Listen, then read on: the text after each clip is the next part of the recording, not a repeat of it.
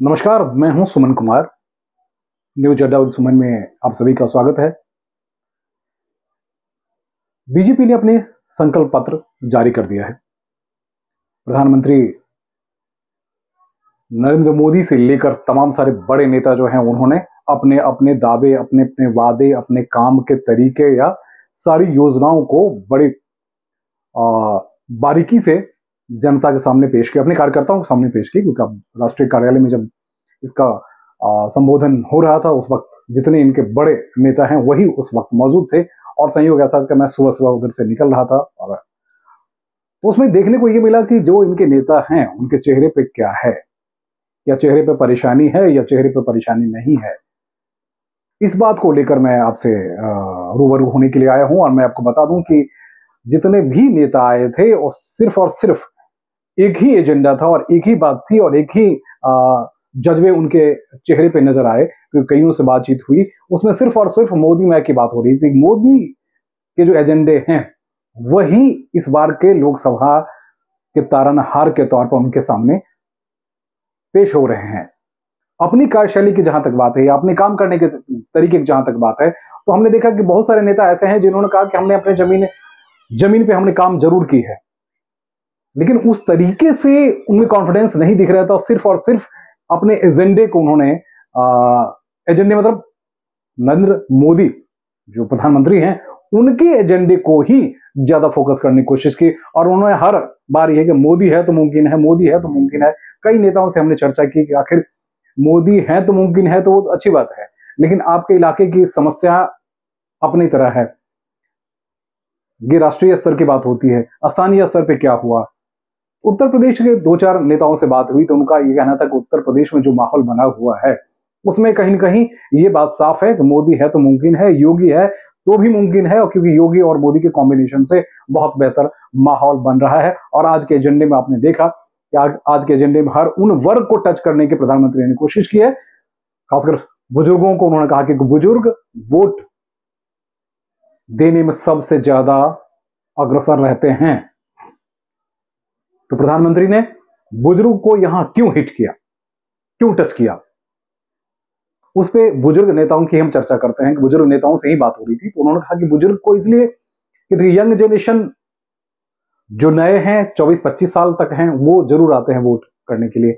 महिलाएं भी आती हैं, महिलाएं आती हैं। और उसके बाद आपने देखा कि हर बार महिलाओं का जो वोट बैंक है वो ज्यादा इंपैक्ट हर विधानसभा, लोकसभा या फिर नगर निगम के चुनाव में सबसे ज्यादा इंपैक्ट महिलाओं के वोट का देखने को मिला है। उसके बाद सबसे ज्यादा एग्रेशन जो होते हैं वो बुजुर्ग होते हैं, क्योंकि अपनी पारी जो है नहीं कार्य, अपने जो उनके काम करने के तरीके या जहां भी काम कर रहे थे अब वो रिटायर हो चुके हैं और उन्हें ये पता है कि हमारा एक वोट कहां, कैसे, किस तरीके से किसी भी पार्टी को दिया जाए और उस पार्टी से उसका उनका भी भला हो।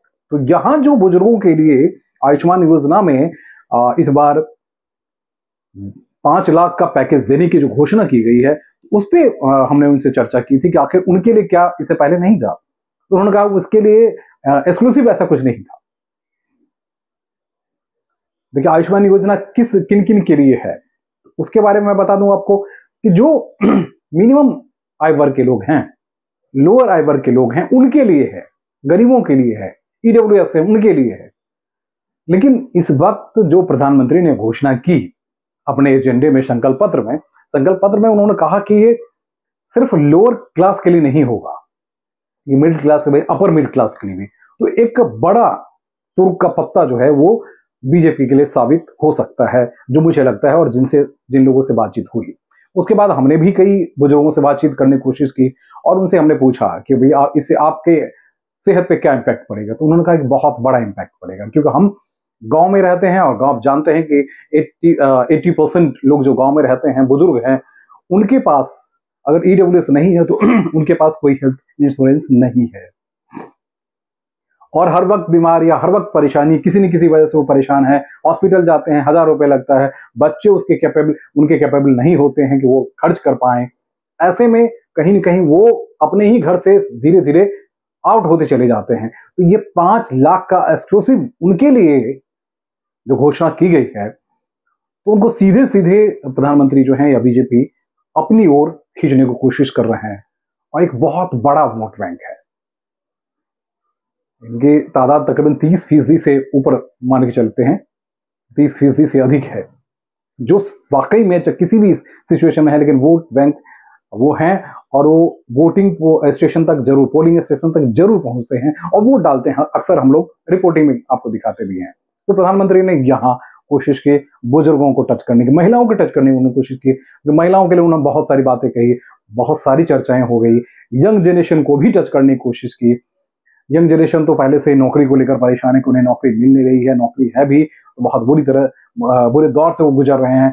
सरकार ने जितनी घोषणाएं की थी उस तरीके से नौकरियां नहीं मिल पाई, तो उसको लेकर लेकिन सरकार की कोशिश ये है कि अलग अलग सेगमेंट को बढ़ाया जाए और सेगमेंट से करोड़ों की संख्या में नौकरी पैदा की जाए। नवाचार के नाम पे बहुत कुछ हुआ और बहुत सारी चीजें निकल के आई। महिलाएं, अब लखपति महिलाएं जो हैं वो लाखों की संख्या में आ गई हैं। तो ये सब चीजें रही है और बीजेपी ने अपने जिन जिन वादों को किया था उन वादों को लेकर आगे बढ़ रही है। मुझे लगता है, वैसे आप ज्यादा बेहतर समझ सकते हैं, कोई जनता है, आपको वोट देने का हक है। आपको वोट देने से पहले जानने का भी हक है कि कौन सी पार्टी क्या क्या कर रही है, वादे करने वाले कितने आए कितने गए, सड़कें कितनी बनी, बिजलियों की क्या हालत है, ट्रेन की क्या हालत है, डेवलपमेंट वर्क का क्या हालत है। क्योंकि देखिए, थोड़ी देर के लिए हम जॉब की बात कर सकते हैं, लेकिन डेवलपमेंट की बात करेंगे तो सड़कें तो चमकने लगी है। रेल ट्रेन की हम बात करते हैं तो हमने बहुत सारी गाड़ियां नई नई तकनीक के साथ, पहाड़ों के लिए भी उन्होंने कहा, नॉर्थ ईस्ट के लिए भी, नॉर्थ वेस्ट के लिए भी, सबके लिए उन्होंने कहा कि सबके लिए पैकेज है और वाकई में विकास का काम तो हो रहा है। देश की सुरक्षा को लेकर राजनाथ सिंह खुद ही शुरुआत किए थे और उसके बाद उन्होंने बहुत सारी बातें दोहरा दी। हेल्थ सेगमेंट की बात करते हैं, हेल्थ सेक्टर की बात करें कि हेल्थ सेक्टर में उन्होंने महिलाओं में जो खासकर ब्रेस्ट कैंसर से लेकर तमाम सारी इस तरह की बीमारियां हो रही हैं और बहुत ज्यादा घातक बीमारी है, उसके लिए उन्होंने कहा कि अवेयरनेस के लिए भी अलग से हम चलाएंगे। ये सब चीजें हैं। किसानों के हम जरूर करते हैं। किसानों के लिए उन्होंने क्या कहा, किसानों के लिए उन्होंने कहा कि समग्र योजना होनी चाहिए गांव में, जिससे कि लोगों का भला हो सके। तो मुझे लगता है कि वाकई में बीजेपी अब तक अपने हर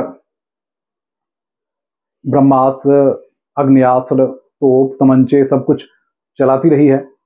बहुत सारे तमंचों पे बहुत कामयाब उतर गई कि आप राम मंदिर देख ही रहे हैं, धारा 370 देख ही रहे हैं, लेकिन जनता पे इसका क्या इम्पैक्ट पड़ रहा है? क्योंकि सारी पार्टियां जो है इकट्ठी हो चुकी है और अभी जो माहौल बना हुआ है उसमें कह रहे हैं कि पिछली बार भी यही कहानी हुई थी, सब एक साथ जुट जाएंगे तो ऐसा हो जाएगा, ऐसा हो जाएगा। उत्तर प्रदेश में जरूर इम्पैक्ट दिखा था, इस बार बिहार में कह रहे हैं कि बिहार में इसका ज्यादा इम्पैक्ट दिखेगा। अब देखना दिलचस्प है वाकई जनता चाहती क्या है, देश का विकास चाहती है, देश की सुरक्षा को लेकर काम करती है, या स्थानीय मुद्दों पर भटकती है, क्या कर चाहती है, वो आपको तय करना है। नमस्कार।